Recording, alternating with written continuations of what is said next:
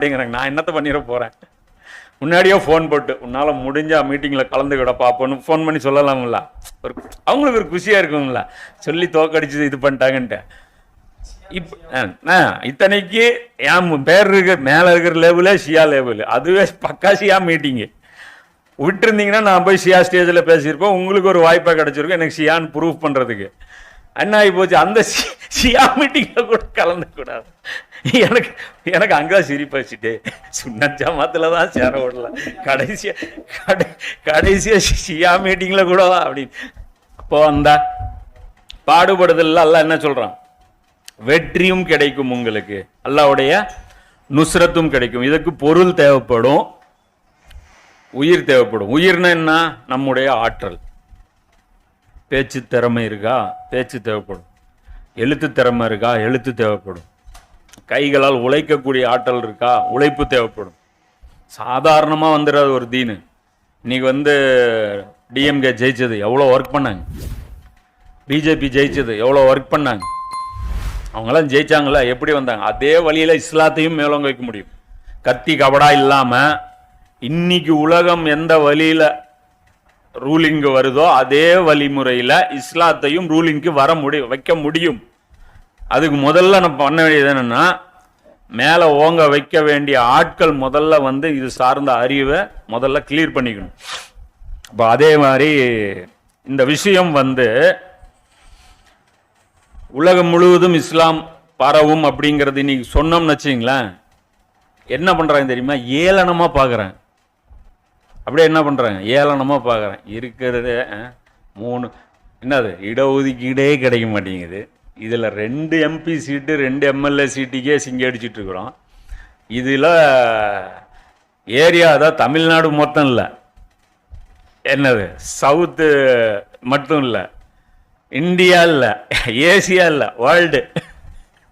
எப்படி உலகம் முழுவதும் இது எப்படி இருக்குது? நான் இன்னைக்கு நம்புறது, நபி ஸல்லல்லாஹு அலைஹி வஸல்லம் அவர்கள் காபாவில் உட்காந்துக்கிட்டு பாரசீகத்தையும் இதையும் ரோமையும் நான் ஜெயிக்க போறேன்னு ரசூல்லா சொன்னாங்கல்ல, அது எவ்வளோ கஷ்டமோ இவ்வளோ கஷ்டம் இப்போ இதை நம்புறது. இந்த பொசிஷன்ல இருந்துக்கிட்டு நம்மகிட்ட டெக்னாலஜி இல்லை, நம்மகிட்ட எந்த ஒரு மேன் பவரும் இல்லை, நம்மகிட்ட நாலேஜ் இல்லை, அறிவு இல்லை, லீடர்ஸ் இல்லை, கேடர்ஸ் இல்லை, கட்சி இல்லை, ஒன்றும் இல்லை. ஆனால் வருங்கிறான்ல. ஆனால் இந்த ஹதீஸ் எல்லாரும் நம்புறாங்க, நடக்கும் என்பதும் உண்மை. இதில் என்ன கூத்து தெரியுமா, இஸ்லாமிய ஆட்சின்னு ஒன்று இல்லவே இல்லைன்னு பேசுகிற கூட்டமும் இதை நம்புது. உலகம் பூரா ஒரு நாள் இஸ்லாமிய அரசு வரும் அப்படின்னு சொல்லி முஸ்லிம்கள்ல 72 ஃபிர்காவும் நம்புது. அதுக்காக உழைக்கணும்னு சொல்ற ஃபிர்காவும் நம்புது, உழைக்க கூடாதுன்னு சொல்ற ஆட்களும் நம்புறாங்க.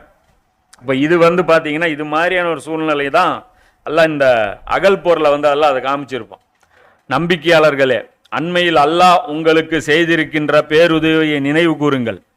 எதிரி படையினர் உங்களை தாக்க வந்த போது நாம் அவர்கள் மீது ஒரு கடும் புயல் காற்றை ஏவினோம், உங்கள் கண்களுக்கு தென்படாத படைகளையும் அனுப்பினோம்.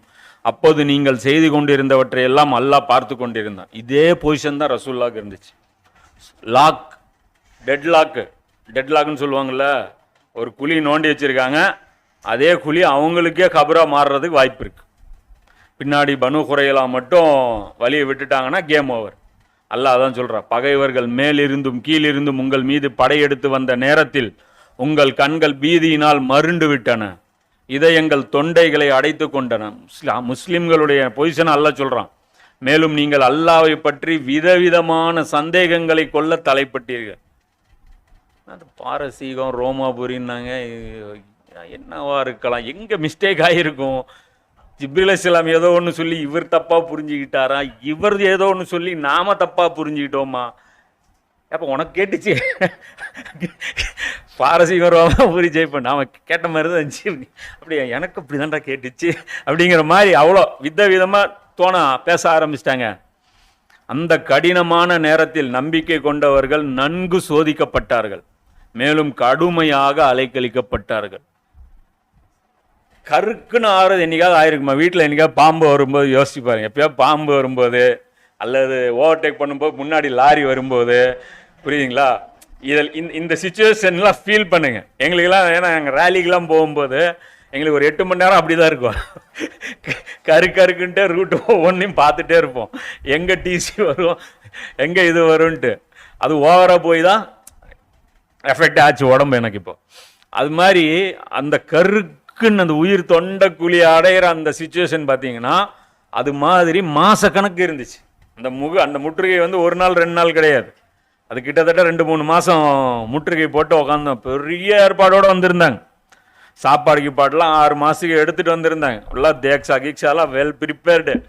நம்ம போகிறோம்ல அதே மாதிரி தான் வெல் ப்ரிப்பேர்டு தேக்ஸாவோட வந்திருந்தாங்க. குண்டா கவுத்தி விட்டா, எல்லாம் கவுத்தி விட்டான்னா, குண்டாலாம் குழம்பு வெந்துட்டு இருந்துச்சு, எல்லாம் தேக்ஸாவெல்லாம் தள்ளி விட்டான் எல்லாம் அப்படின்னா. மேலும் அந்த நேரத்தை நினைவு கூறுங்கள், அல்லாவையும் அவனுடைய தூதரும் நம்மிடம் செய்திருந்த வாக்குறுதிகள் யாவும் ஏமாற்று வேலையை தவிர வேறொன்றும் இல்லை என்று நயவஞ்சர்களும் மற்றும் எவர்களில் உள்ளங்களில் நோய் இருந்ததோ அவர்களும் வெளிப்படையாக கூறிக்கொண்டிருந்தார்கள்.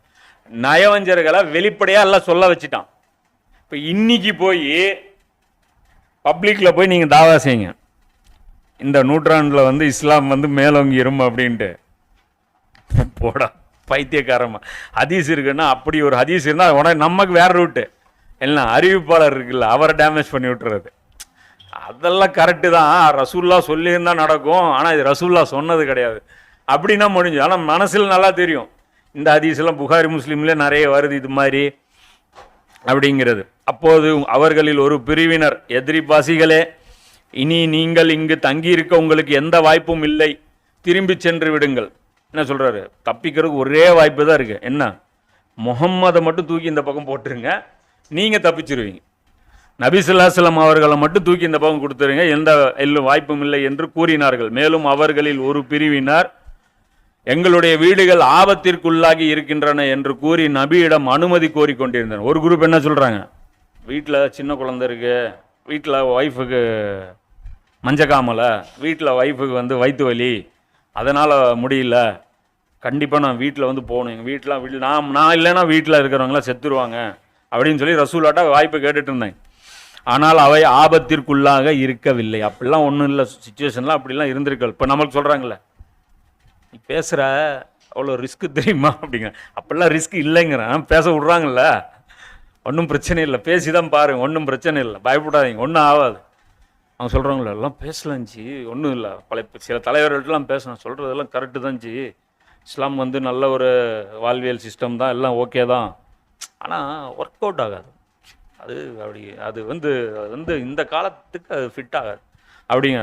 அப்போனா என்ன அர்த்தம், அல்லாஹ்வும் அவனுடைய தூதரும் ஃபிட் ஆகாத ஒரு தீனை நம்ம மீது திணித்து விட்டார்கள், ஒர்க் அவுட் ஆகாத ஒரு மார்க்கத்தை வந்து எங்களுக்கு தந்து எங்களை ரோதனையில் தள்ளிவிட்டு போயிட்டாங்க, எங்களை வந்து ஒரு பேஜாரான ஒரு ஸ்டேஜில் எங்களை கொண்டு போய் தள்ளி விட்டு போயிட்டாங்க, இதில் முன்னாடியும் போக முடியல பின்னாடியும் போக முடியல, என்னடா தீன் இது அப்படின்னு சொல்லிட்டு இந்த பொசிஷனில் நம்ம இன்னைக்கு இருக்கோம். உண்மையாதெனில் அல்லாஹ் சொல்கிறான், அவர்கள் போர்க்களத்திலிருந்து ஓடிவிடவே விரும்பினார்கள். உண்மையாதெனில் உங்களுக்கு அல்லாவின் தூதரிடம் ஒரு அழகிய முன்மாதிரி இருந்தது. உங்களில் அல்லாவையும் மறுமை நாளையும் நம்புகின்றவராகவும் அல்லாவை அதிகம் நினைவு கூறுபவராகவும் இருக்கின்ற ஒவ்வொருவருக்கும் ரசூல்லா முன்மாதிரி அப்படி இருந்தாங்க. அப்போ ரசூலா எப்படி இருந்தாங்க, போல்டாக நின்னாங்க. அப்போ கூட அந்த குழி ஒன்று வருது, ஒரு பாறை வருது, வெட்டுறாங்க, வெட்டும்போது சொல்கிறாங்க ஷாமுடைய கோட்டைகள் நான் பார்க்குறேன், பாரசீகத்துடைய கோட்டைகளை நான் பார்க்குறேன்னு. இவங்க என்ன சொன்னாங்க, கக்கூசுக்கு போகிறதுக்கு வழி இல்லையாம்மா, ஷாமுக்கு போகிறோமாம்மா, எங்கே பாத்ரூம் போகிறதுக்கு வழி இல்லை, அவங்க வெளியாக ஊருக்கு வெளியே பாத்ரூம் போகிறதுக்கு நமக்கு வழி இல்லாமல் இங்கே உட்காந்துட்டு இருக்கிறோம், ஷாமுடைய கோட்டைகள் பாரசீகத்துடைய கோட்டைகள் கொடுக்கப்படுதுன்னு இந்த நபி சொல்கிறாரு. மேலும் உண்மையான நம்பிக்கையாளர்களின் நிலை இவ்வாறு தான் இருந்தது. தாக்க வந்த அந்த கூட்டத்தாரை அவர்கள் பார்த்ததுமே உரக்க கூறினார்கள், அல்லாஹ்வும் அவனுடைய தூதரும் நம்மிடம் வாக்களித்தது இதுதான், அல்லாஹ் மற்றும் அவனுடைய தூதரின் வாக்கு முற்றிலும் உண்மையாக இருந்தது. இந்நிகழ்ச்சி அந்நம்பிக்கையையும் அடிபணிதலையும் அவர்களுக்கு இன்னும் அதிகப்படுத்தியது. ஏன்னா அவங்க என்ன பார்த்தாங்க, அந்த வாக்குறுதியை பார்த்தாங்க, பஹ்ரால வருது இல்லை, உயிர்களை கொண்டும் பசியை கொண்டும் பொருளாதாரத்தை குறைத்தும் நான் உங்களை சோதிப்பேன்ட்டு அந்த வாக்குறுதி பார்த்தாங்க. இதுதான் இன்னைக்கு நமக்கு ஸ்டேஜ். நெருப்பு கங்கை பிடிப்பது போல் சொன்னா தூக்கிட்டு போயிடுவாங்களோ ஏதாவது நடந்துருமோ, என் தீன் வந்து இந்த மாதிரி தான் நமக்கு இருக்கும். அப்போ ரசூல்லாவுக்கு சொர்க்கத்துக்கு வேறு ஆப்ஷனு, நமக்கு வேறு ஆப்ஷனா? தொழுகை மட்டும் ஒன்றுங்கிறோம்ல, நபி வழி தொழுகை. அப்போ நபி வழி வாழ்க்கை வேண்டாமா? நபி வழி திடல் தொழுகை, நபி வழி எல்லாம் ஓகே, எல்லாம் நபி வழி. கிரகண தொழுகை பொறுக்கொண்டு நபி வழி, வாழ்க்கை மட்டும் நபி வழி வேண்டாம். நம்பிக்கையாளரில் இத்தகையவர்களும் இருக்கின்றனர். அல்லாஹ்விடம் தாங்கள் கொடுத்த வாக்குறுதியை அவர்கள் மெய்ப்படுத்தி காட்டிவிட்டிருக்கிறார்கள். அவர்களில் சிலர் தமது